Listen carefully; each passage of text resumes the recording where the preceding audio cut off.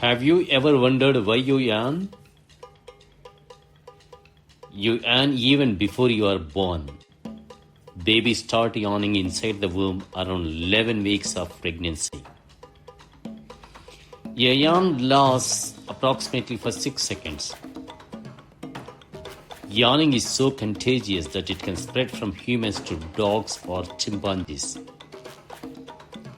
You are likely to catch a yawn from friends and family and people you emotionally connect with. It doesn't work well with strangers. Yawning doesn't always mean you are sleepy. It can also happen when you are stressed, you are bored, you are anxious. Average person yawns 20 to 25 times a day. Most of those happen right after waking up and right before sleep. Yawning is actually your brain's cooling system. It works like a natural AC for your mind. Boxers, weightlifters, and runners often yawn before performing. It helps the brain stay sharp and focused.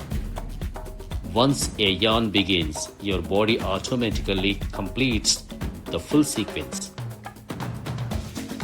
Animals with bigger brains have longer yawns. Thank you. Please like, subscribe and share.